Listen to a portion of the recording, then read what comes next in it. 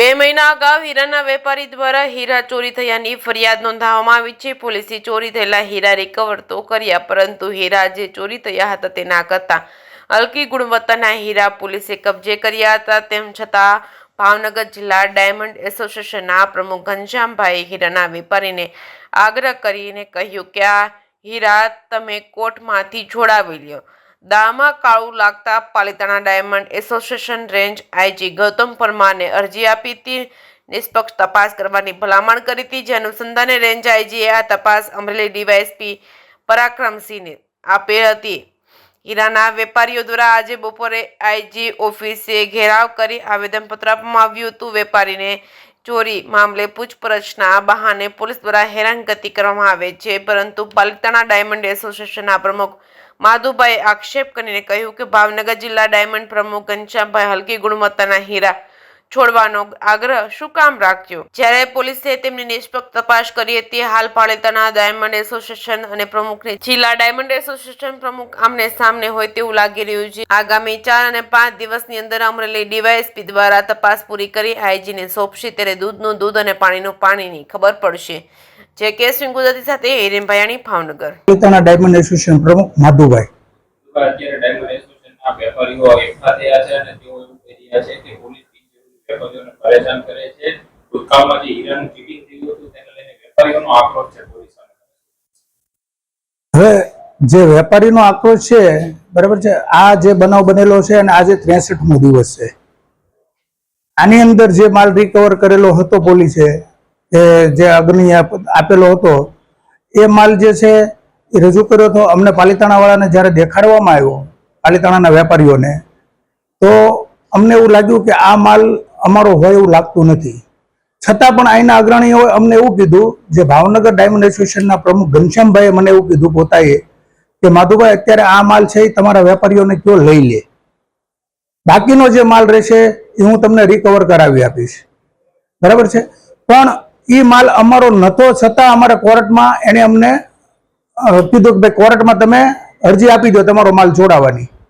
એટલે અમે કોર્ટમાં પણ અરજી આપી દીધી, પણ છતાં અમને એવું લાગ્યું કે ભાઈ આ ભાઈ અમને પાછળથી બીજો માલ તો ક્યાંથી રિકવર કરાવી આપશે.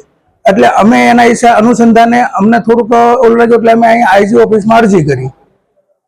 એના હિસાબથી આ કેસને થોડોક તપાસ ચાલુ થઈ.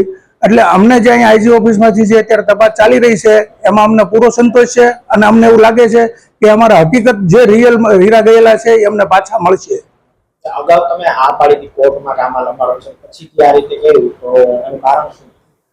એમાં અમને કહેવડાવવામાં આવ્યું હતું કે અત્યારે જે માલ છે એ તમે લઈ લો, નહીતર તમારા હાથમાં બીજું કંઈ નહીં આવે.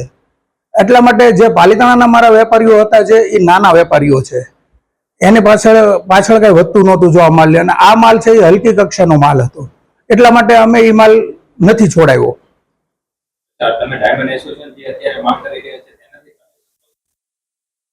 એટલે ડાયમંડ એસોસિએશન વેપારીઓને પરેશાન કરે છે? ના ના ના ના ના, વેપારીઓને કોઈ પરેશાન નથી કરતા. કારણ કે આ કેસની અંદર 63 દિવસની અંદર ભાવનગર ડાયમંડ એસોસિએશન સાથે મેં 4 થી 5 વખત મીટિંગ કરી છે. અને જે વેપારીઓ માલ રિયલ લઈ ગયેલા હતા એ વેપારીઓ પણ માલ અહીંયા જમા કરાવવા મારી સાથે પાલિતાણા સુધી આવી ગયેલા છે. અને પાલિતાણા એ માલ જમા કરાવવા આવ્યા હતા અને મારી સાથે સમાધાન કરવા માટે આવ્યા હતા કે માધુભાઈ, અમે જે સાચો રિયલ માલ છે એ તમને આપી દઈએ છીએ, તમે આ કહેશો. પણ અહીંના જે અગ્રણી છે એને એ વેપારીઓને અટકાવ્યા કે તમારે કોઈ જગ્યાએ કાંઈ કોઈ વસ્તુ આપવાની જરૂર નથી, હું તમને કોઈ વેપારીને કાંઈ થવા નહીં દઉં. જો આમાં આમ સીધી રીતે ગણીએ તો ઘનશ્યામભાઈનો થોડો ઘણો વાંક ગણાય. કારણ કે વેપારીઓને જે એને રોક્યા છે, બજારના નિયમ ધારા પ્રમાણે વેપારીઓને જો સામસામા કોઈ પ્રોબ્લેમ નથી તો કોઈ માણસ કોઈને રોકી ના શકે. ડાયમંડના 2 વેપારીઓને લાવવામાં આવ્યા છે, પોલીસ દ્વારા ધરપકડ કરવામાં આવી છે. સમગ્ર કેસ શું હતો જેને લઈને અગાઉ શું ઇન્વેસ્ટિગેશન કરવામાં આવ્યું? 1.5 મહિના પહેલા ભાવનગરના બોર તળાવ અને નીલમબાગમાં કેટલીક ફરિયાદો દાખલ થયેલી, જેમાં હીરા બજારના એક દલાલ રમેશ પટેલ કેટલાક હીરા લઈને ભાગી ગયેલા એવી માહિતી મળી હતી ને એના આધારે ગુનો દાખલ કરવામાં આવ્યો. રમેશ પટેલને એરેસ્ટ કરવામાં આવ્યા અને રમેશ પટેલના એની પૂછપરછમાં એણે કબૂલ કર્યું કે જે પાલિતાણા વેપારીઓના જે હીરા છે એ એમણે અહીંયા ભાવનગરના કેટલાક હીરા બજારના વેપારીઓને આપેલા છે. એ બાબતે પાલિતાણા એસોસિએશન તરફથી અને પાલિતાણાના હીરા બજારના વેપારીઓએ પણ જે એફઆઈઆર દાખલ કરાવી હતી એ એફઆઈઆરમાં એમની રજૂઆત મુજબ પાલિતાણાના વેપારીઓની રજૂઆત મુજબ કે જે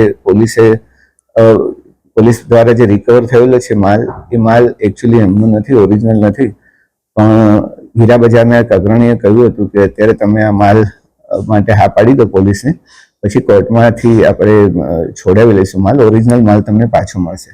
આ બાબતે એમના વચ્ચે કંઈક વિવાદ ચાલતો હતો. ત્યારબાદ એનું સોલ્યુશન નહીં આવતા પાલિતાણા હીરા બજારના વેપારીઓ પણ અમને મળેલા અને આ કેસનું ઇન્વેસ્ટિગેશન આગળ વધારતા કેટલાક પુરાવા મળ્યા કે પાલિતાણાના વેપારી મુખ્યત્વે ગોપાલભાઈ પરમાર, એમના જે હીરાના 6 પેકેટ હતા એમાંથી કેટલાક પેકેટ્સ ભાવનગરના હીરા બજારના વેપારીઓ પાસે છે. એમાંથી એક હીરા બજારનો વેપારી, ભાવનગરના હીરા બજારના વેપારી જયરામભાઈએ પોતે એમના હીરા જમા કરાવી દીધા છે. અન્ય 2 વેપારીઓ છે હર્ષદભાઈ અને બીજા જેમનું નામ છે શૈલેષભાઈ ડોંડા. આ 2 વ્યક્તિઓને અત્યારે પૂછપરછ માટે લાવવામાં આવ્યા છે અને એ લોકો એવું જણાવે છે કે અમે આ હીરા ખરીદેલા છે પણ પૈસા આપીને ખરીદેલા છે. એકચ્યુઅલી આ ચોરીનો માલ હોય, મુદ્દામાલ ગણી શકાય, એટલે અમે એમને અત્યારે કહી રહ્યા છે કે તમે મુદ્દામાલ તરીકે એને પરત આપી દો, ત્યારબાદ કોર્ટમાંથી તમે છોડાવી શકતા હોય તો તમે છોડાવી લેજો, અમારે કોર્ટમાં રજૂ કરવાનું રહેશે. હાલ એ બાબતે પૂછપરછ થઈ રહી છે, હાલ કોઈની ધરપકડ કરવામાં આવી નથી. અચ્છા સાહેબ, આ બાબતે એક આપણે તપાસ પણ અમરેલીના ડીવાયએસપીને સોંપવામાં આવી હતી.